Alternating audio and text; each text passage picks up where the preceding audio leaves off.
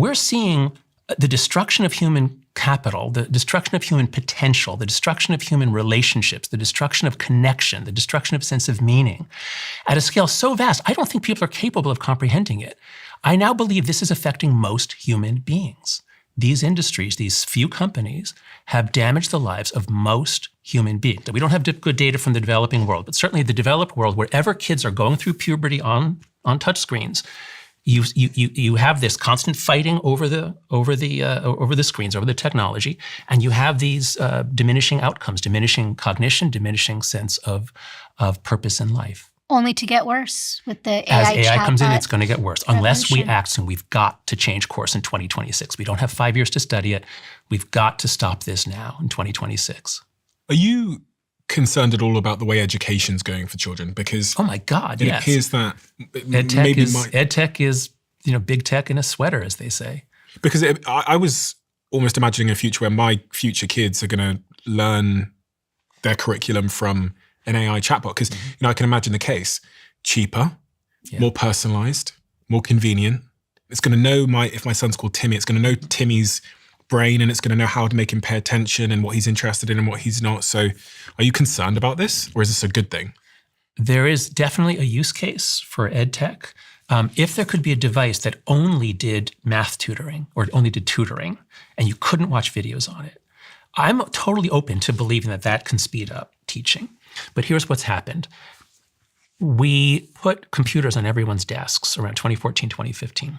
We used to think in America that it was an equity issue, even back to the 90s. The rich kids all have computers, the poor kids don't. Let's get philanthropists to buy computers for school districts that every kid can have a computer on their desk. Okay, now what is a computer? It's a play device. It does everything. Kids use it at home. They watch videos. They do all sorts of things. You put it on their desk and you tell them to do math homework. What happens? It's mostly short videos. That's what research is showing. It ends up because they don't block YouTube. They might say, oh, we block porn, we block video games. They can get around all that. And if you're letting them do YouTube, it's YouTube Shorts, which is TikTok. So what happened to test scores in the United States? From the 70s through 2012, they were rising. We actually were improving what kids knew, what kids learned in the United States. We have very good data. The NAEP, the National Assessment of Educational Progress, goes up till 2012. And then by 2015, it starts going down. And it's going down before COVID. And it goes down more during COVID. And everyone thinks like, oh, it's COVID. But it started, the peak was 2012. And what's happening, what we now can see, is that the top students, the very best students, who are the ones with executive function, they're the ones who can pay attention. If you put a computer on that kid's desk, he's not destroyed by it. He can actually still learn. But the bottom 50% cannot. So all of the drop in educational stats is the bottom 50%. The bottom 50%, in terms of capacity to pay attention, their education is being devastated. And that's what happened when we put laptops and we put Chromebooks and iPads on their desks. We spent hundreds of billions of dollars on this stuff. And it has damaged education. And if we'd spent a quarter of that on teachers, we would be in such better shape today. So we made a colossal blunder with EdTech in the 2010s. And now we're about to do the same thing again with AI. Again, maybe there are apps, maybe there are applications that will be great, but we've got to put the burden of proof on Silicon Valley. We've got to say, you guys have to prove that this stuff is effective and safe before we'll let it in. We are not going to let you just say, hey, let's just flood the zone. Let's give it to everybody. And then we'll wait 10 years and see what happens. I mean, that brings up this study that I have in front of me here, which was a 2022 study, a Munich study, which tested the idea of brain rot, which I believe was the Oxford Dictionary Word of the Year, 2024. And what they did is they gave 60 participants a test, then a 10-minute break, and then another test. During the break, they either rested or used TikTok, Twitter, or YouTube. And the results showed the following. The TikTok group, so they had a 10-minute interval to do anything, and this group got TikTok to look at. Their memory accuracy dropped from 80% before the break to 49% after the break, a nearly 40% decline just from a 10-minute break. In contrast, the Twitter and YouTube groups showed no significant change in the Munich study. And there's an image I'll throw up on the screen.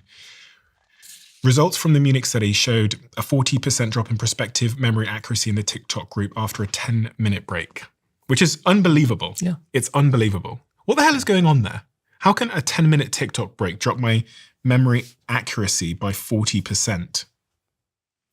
TikTok is brain rot. What's going on? There's so much going on in the brain. So, when you're thinking about, here's the thing. Brain breaks are not nice to haves. They're actually essential for your brain. And so we talked a little bit about that, default mode network and what happens to it. When you're engaging with your devices, and, that's not a brain break. That's activating all of the aspects. So it's activating your amygdala. It's dampening or decreasing the volume of your prefrontal cortex. It's creating that reward system, the dopamine hit, those addictive behaviors. So it's only, when you're thinking about memory, planning, what was the metric here? It was memory, right? Mm-hmm. That was the metric that they were using to study. And so when you're thinking about working memory or cognitive function, complex problem solving, this is all prefrontal cortex. And so when you're engaging with TikTok, 10 minutes, 5 minutes, whatever it is, you are dialing down that biology in your brain. And so, of course, you're going to see changes, and you're going to see the flip side, increased hypervigilance, irritability, distractibility, fragmented attention. It's just, again, this is not to say that this whole conversation, right, or when you're reading studies, you might say to yourself, what's wrong with me? Is there something wrong with me? Is my brain broken? Am I weak? It is not you. You are not alone. It is not your fault. It is the biology of your brain doing exactly as it should. So we talked about the amygdala and prefrontal cortex here. Your amygdala is not wrong or broken. It's by design supposed to think about your immediate needs, survival, self-preservation. And so when you're on the algorithm, we talked about, certain, or maybe we didn't talk about it, certain content that you see on TikTok and others, that is, when it's reactionary, words like FOMO or rage bait, these are not neutral terms. When you're engaging with these social media platforms, it's not something neutral. It's not passive. It is an active biological process in your brain. So this study, it's not surprising. It is actually exactly what you would expect to happen to your biology if you had this sort of what we call in medicine, this kind of intervention. It's stimulating exactly what is supposed to do. Yeah, I'll just add on to what Aditi said, that there are many medical conditions where you can't just go to the patient and say, why do you think you got this cancer? Oh, I think it's because I ate a lot of, chocolate when I was whatever. When the act is separated from the effect by 30 years, then you don't expect the patients to have insight into the cause of it. But when the outcome is separated from the input by seconds, and you have literally millions of chances to observe the covariation, the patient is really, really accurate. In fact, the patient really knows what's going on. And so I think the deciding factor here on this big debate about, is it just correlation or is it causation? The deciding factor for social media and for a lot of these tech innovations, including video games and gambling and all of that, should really be the kids. And if the kids say, this is bad for me, we should take their word for it. Given that we also have correlational studies, random control trials, longitudinal studies, we have so much other data. But given that the kids themselves, they call it brain rot. They call the material brain rot. My students tell me it's a huge obstacle to them doing their homework. Because one of them said, I pull out a book, I read a sentence, I get bored, I go to TikTok. So if they're telling us that this is damaging their ability to pay attention, they feel it, they feel the loss, we all feel it, well, many of us have noticed this, then I think this is pretty decisive evidence that this stuff is bad for cognition. And it has long-term consequences. So it's not just that in the moment, right? So there was this case that was all over the media, a college student. I'm sure you're familiar with the case. And this young woman was on TikTok experiencing brain rot. And then some TikTok algorithm took her down to this place of, you should take an edible. It'll help you. Okay. So you can go to prescribing class, drugs. Wow. And you could go to class and you could, be more alert. And so she did that. And then it continued on. And then she developed a dependence on edibles and then checked into rehab. And only when she focused on analog activities like guitar playing and a couple of other things that she started doing is when, and, removing the stimulus, the TikTok algorithm, is when she started to improve. So it's not just in the moment, I can't remember something, or I'm more irritable.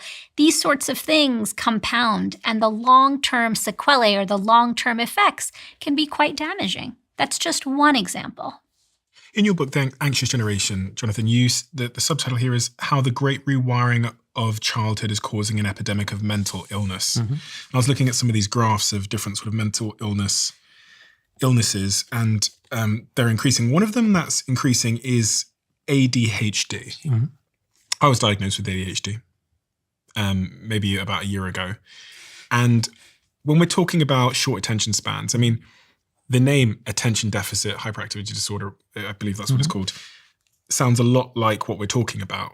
Yeah. Is there a link, do you believe, between the increasing diagnoses of ADHD and the sort of frying of our brains with short form video and social media? Yeah, I mean, I suspect that there is, but here's what I can tell you I learned while writing the book.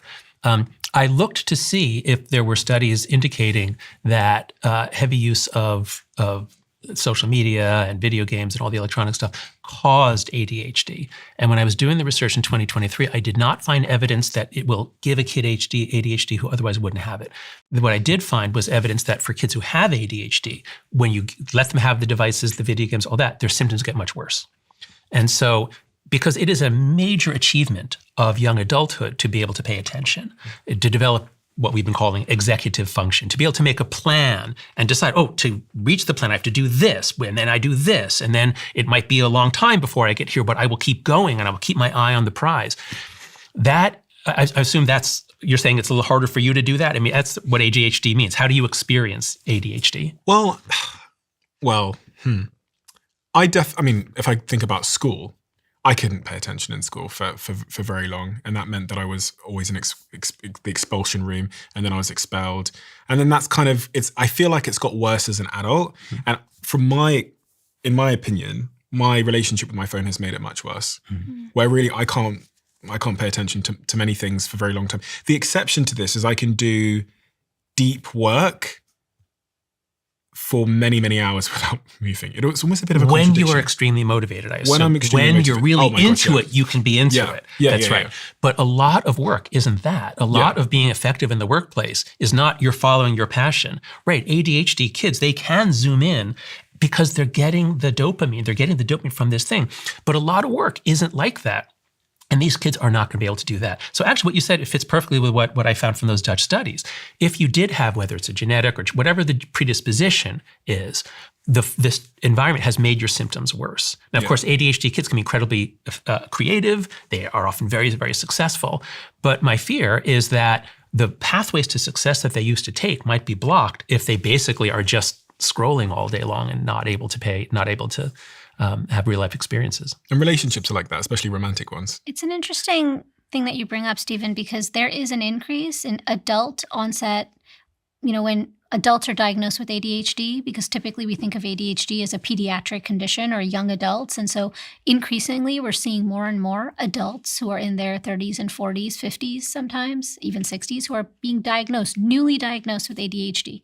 And so that's there's so many reasons. Like it might be that they had it all along and they were diagnosed. And so what is going on there? That would be a future podcast episode for an ADHD expert of, what are the drivers of why are so many adults being diagnosed with ADHD? Or maybe even just the symptoms looking very similar. Yeah, that's right. You talk about popcorn brain, Aditi. Yeah. So, we've talked about brain rot and the primal urge to scroll, and popcorn brain is kind of an offshoot. It's part of the same family. And so what happens is it's a term coined by a psychologist named David Levy.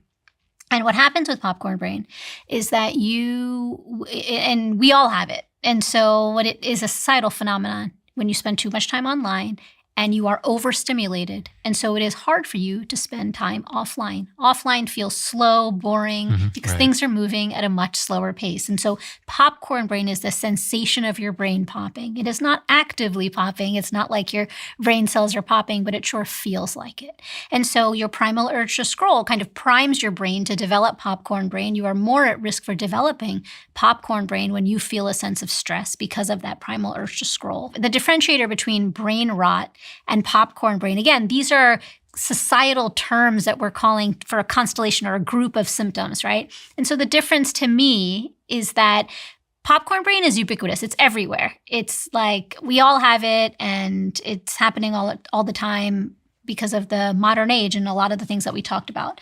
Brain rot is a little bit more specific. It's a little bit more well-defined. So it has certain features, like we call it the biopsychosocial model when you're thinking about a particular medical or condition or an entity. So what are the biological factors? We talked about what defines brain rot. It's, a change in brain waves, a change in brain regions, the amygdala lighting up, and the prefrontal cortex kind of being quiet. Psychological factors, we talked about attention, complex problem solving, impulse control, and then the social factors, loneliness and others. So compulsion. And so I would say popcorn brain is something that we all suffer from. And, brain rot is something that is very specific. The other thing that we haven't talked about that I would love to because so much of our conversation is like doom and gloom, right? It's like, wah, wah, wah. One thing that I would like to say is that as bad as, when you hear the term brain rot, it seems permanent because rot, it connotes like deterioration. That's it. It's one-sided, it's one way, and that's it. But in fact, popcorn brain and brain rot are reversible conditions. So it is not— In adults. If you've gone through puberty with it, it's not so clear. Yes, in adults, and my work focuses on adults. And so if you experience brain rot in your 30s, 40s, and beyond, it takes time. It takes 8 weeks for your brain to rewire itself. Give yourself time. A sense of self-compassion is really important. But there is a sense of it being able to be reversed. So it's not so much it's not a fixed trait, but rather a brain state. So I think it's important to offer that hope. What is an adult brain? What age is an adult brain? Like, what age does my brain stop growing in the way where it's reversible? So traditionally it was thought that puberty is the period of super rapid brain change, and that begins, early teens, sometimes even before 10, and is mostly over by sort of, mid to late teens. But then the prefrontal cortex, which Aditi was talking about, which is so important for impulse control and executive function, that doesn't finish myelinating. Myelin is when the neuron that you get a sort of a fatty sheath, like an insulation that sort of locks down the circuits and makes them more efficient. That doesn't stop until around age 25 is what we've always said for many years. But you're telling me that there's new research showing that. Tell us about that. So, all this time, right, we've always said that the prefrontal cortex is fully formed and fully functional at the age of 25. Mm-hmm. And so when you're talking about impulse control and all of this stuff, but there was this really interesting study. I'll send it to you. It looked at, I think it was 1,000 people from age 0, so birth all the way to 90. So the entire population. And it found it looked at lifespan and said there are actually 5 stages. So first is childhood up 0 to age 9. During this time, your brain is not very efficient, right, but it's really growing and, it's growing and changing, but it's not really efficient. 9 to 32 is considered adolescence. And so 32 is when adolescence ends, apparently, according to this new research. You're most of the way done by 25, but there's still some flexibility even after that. And then the next stage is from 33 to, I think, 63. 66 is like adulthood. Things are very stable. Learning is stable, and it's efficient, and things are doing well. And then we're productive. 66 to about 83 is early aging. And so that's when you see some of the age-related changes. And then 83 plus is late aging. So the kind of main finding was that, it was all over the news. It was like adolescence goes until 32. So I'm 33, so I'm one year out. I'm cooked by now. Yeah. When you wrote this book, Jonathan, The Anxious Generation, it's had a big impact on the world in a way that I think any author might dream of. And I know this in part because, I sit on this podcast interviewing really interesting people all the time. And even this morning, when I did an interview across town with James Sexton, he talked about this book twice. And, laws have been changed around the world inspired by this book. And we're actually seeing an increase of laws in the UK. Australia just banned, I think, social media for people under 16. Yep. You met with Macron, right? Yeah. Could you ever have imagined? And actually, what does the success of this book say about society? No, thank you for that question. Because, I do tend to get, as you've heard, I'm extremely alarmed about these trends. And these are gigantic threats beyond what anyone can imagine. But here's the amazing thing, is that we can reverse this for almost no money. And it's completely bipartisan. And it's not that hard to do. And we're doing it. And so what happened was, I wrote the book as an American, assuming that we don't have a functioning legislature, the Congress can be stopped, we have a vetocracy, the social media companies can stop anything in the House. So I wrote this assuming, we'll never get legislation. So we have to do this on our own. And I proposed 4 norms: no smartphone before high school, no social media before 16, phone-free schools, and far more independence, free play, responsibility in the real world. So 4 norms. We can try to do this with collective action locally at the school level.